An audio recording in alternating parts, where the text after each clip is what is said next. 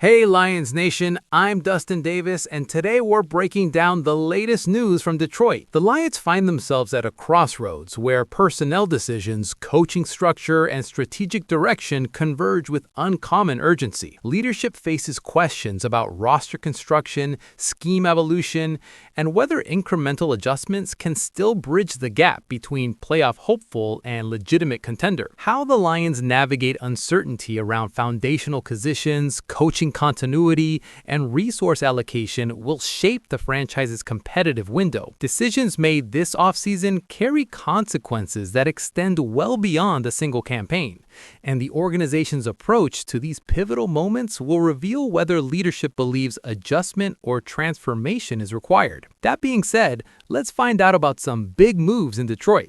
But first, can I ask you a quick favor? If you're enjoying the content, just hit that like button. It helps us more than you think. Thank you so much. For Detroit, the regular season's closing week represents more than a calendar milestone. For Taylor Decker, the veteran left tackle, it might mark a career crossroads. Following a decade protecting the quarterback, earning his first Pro Bowl selection in 2024, and securing a 3-year, $60 million extension through 2027, Decker's acknowledgement that retirement remains under consideration holds significance beyond the immediate matchup. Speaking with reporters before Week 18, Decker confirmed no final determination had been reached, and per ESPN's Eric Woodyard, declined to establish a timeline during an emotional state. At 32, Decker would exit earlier than conventional retirement patterns suggest, especially given remaining guaranteed compensation. Yet, the organization recently absorbed a comparable, unexpected departure: center Frank Ragnow's abrupt retirement. Ragnow, who earned Pro Bowl recognition in 3 consecutive seasons from 2022 through 2024, stepped away in June after 7 NFL campaigns, creating a void through the interior offensive line. Late in the season, Ragnow pursued a return. That attempt concluded with a failed physical. The team disclosed the examination revealed a grade 3 hamstring strain, preventing his availability for the remainder of the regular schedule. The club's statement adopted a straightforward tone. He attended meetings but could not pass the medical evaluation and would remain off the active roster. If Decker chooses to resign, Detroit will face a substantial rebuilding project across its entire offensive line.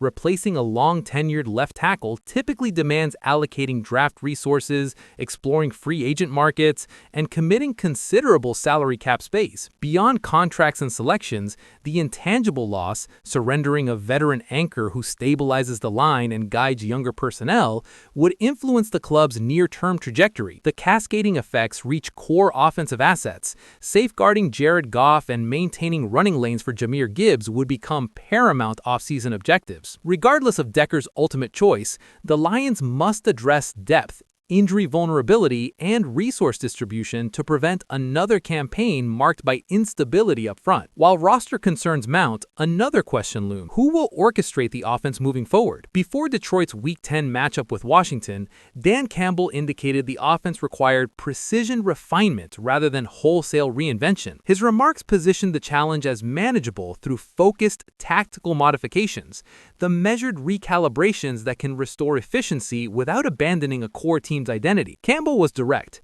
He possessed several concepts he intended to evaluate, and if one proved ineffective, he had alternatives prepared. On game day, his involvement was conspicuous. Headset engaged, play sheet visible, a clear indication he was personally managing play calling and controlling offensive decisions in real time. Campbell's midseason assumption of play calling responsibilities mirrored an earlier occurrence during his early tenure and triggered staff reassessments. Historically, when a head coach reclaims those duties, it frequently foreshadows coaching changes. John Morton, who had been managing play calling, saw that authority rescinded. While a senior offensive assistant position remains theoretically viable, practical reality suggests Morton's prospects for retaining the same capacity diminished once play calling was reassigned. Week 18 sparked a surge of coaching speculation, with Kevin Stefanski's name emerging prominently across multiple lists. Cleveland concluded the season 5-12 with an 8-26 record spanning 2 years, and national coverage quickly suggested his dismissal was imminent. Early Monday reporting from prominent journalists indicated Stefanski's departure, immediately generating league-wide discussion of available coaching talent. Stefanski's background carries weight. He secured Coach of the Year recognition twice during Cleveland's competitive stretch, and across 7 seasons directing play calling, he's produced 2 top 10 scoring offenses and 4 top 10 rushing attacks. He brings a run-first, quarterback-supportive philosophy that aligns with Detroit's imperative to restore a dominant ground game, a priority contingent on offensive line rehabilitation. Why Stefanski suits Detroit's needs? Stefanski's offensive framework prioritizes balance, effective rushing, and play-action schemes that shield quarterbacks while creating complementary passing opportunity. For a Detroit team focused on stabilizing protection for Jared Goff and re-establishing space for Jahmyr Gibbs, that methodology harmonizes with organizational objectives. Additionally, Stefanski's reputation for thorough preparation and staff organization could fortify a coaching structure requiring clearer role definition. Analysts like Mike Florio have observed Stefanski should be positioned to land on his feet, potentially as a head coach or elite coordinator.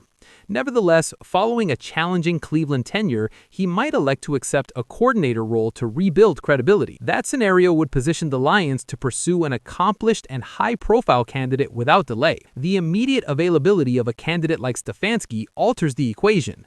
Detroit must be prepared to expedite interviews and articulate how a candidate's philosophy complements Campbell's leadership style. Even if Stefanski is Detroit's preferred target, the Lions should conduct a thorough search, assessing proven coordinators, innovative passing game architects, and emerging assistants capable of blending a power-run identity with contemporary offensive adaptability. If Detroit secures a coordinator possessing the credentials and schematic fit that Stefanski embodies, it would demonstrate a strategic commitment to revitalizing the ground attack and redistributing play-calling responsibilities away from the head coach. If not, the front office will still confront the mandate of identifying a voice capable of modernizing the offense while preserving the foundational strengths that produced recent division championships. A fresh report suggests Detroit may be positioning itself for a defensive shakeup of historic proportions.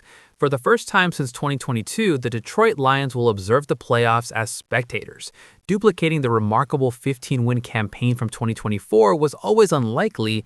Nonetheless, failing to secure postseason participation registers as a meaningful setback for a franchise that invested recent years ascending the NFL hierarchy. What the 2025 season clarified is that incremental adjustments won't suffice if Detroit aspires to legitimate Super Bowl contention.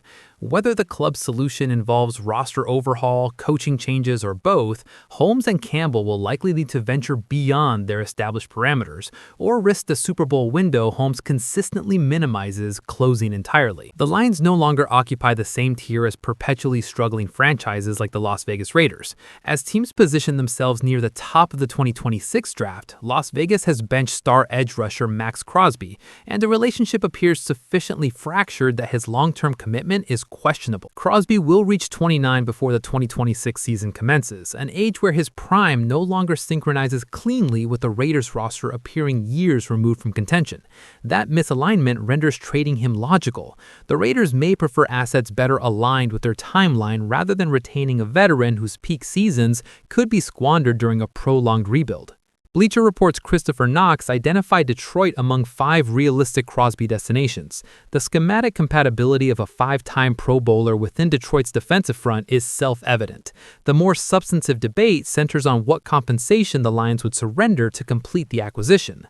Knox's proposed compensation package: 2026 first-round pick, 2026 fifth-round pick, 2027 first-round pick, 2027 fourth-round pick. 2 first-round selections would likely establish the baseline for any agreement. Detroit's 2026 first-rounder projects between number 14 and number 18, depending on Week 18 results. If the franchise reclaims upper-tier NFC standing next season, the 2027 selection would land in the mid to late 20s. The Day 3 picks are nominal, and the 4-selection package reflects an approach that avoids surrendering a current starter to Las Vegas. Crosby signed a 3-year, $106.5 million extension with the Raiders last March. According to SpotTrack's Michael Giannetti, that contract is as tradable and as manageable for another club as one of that magnitude can realistically be. To acquire Crosby, a new employer would need to absorb his guaranteed money structure. New team acquires 2026, $30 million, guaranteed. 2027, $29 million. 2028, $27 million, 2029, $28 million. Raiders dead cap, 2026, $5.1 million, $30.7 million saved. Spottrek's breakdown emphasizes a practical consideration. Crosby's $29 million 2027 salary becomes fully guaranteed on March 13th, effectively establishing a 2-year, approximately $60 million guarantee window for acquiring teams. Any credible suitor, and Detroit would qualify, should be capable of absorbing roughly $59 million in guarantees spanning 2026-27. Crosby also carries per-game active roster bonuses totaling $782,000 annually, $46,000 per game. Crosby is a Lapeer, Michigan native and Eastern Michigan alumnus. He has publicly stated on his podcast that if he could compete anywhere beyond Las Vegas, the Lions would be his preference. If Holmes encounters offseason inquiries about a significant acquisition during the season-ending press conference, expect the customary caution. Nonetheless, many of the previous financial objections don't entirely apply in Crosby's situation.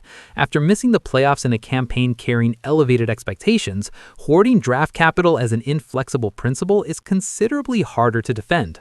Beyond pure on-field contributions, acquiring Crosby would immediately transform Detroit's defensive identity. He would deliver elite edge pressure and interior disruption that liberates teammates. The trade would also signal the franchise's readiness to accelerate a championship timeline, rather than passively preserving future assets. Executing such a transaction requires ownership approval, cap-clearing maneuvers, and possibly relocating expendable veterans to balance salaries. Ultimately, it would constitute a declaration. Detroit prioritizes winning now and accepts the draft cost ramifications in pursuit of a championship window and organizational shift.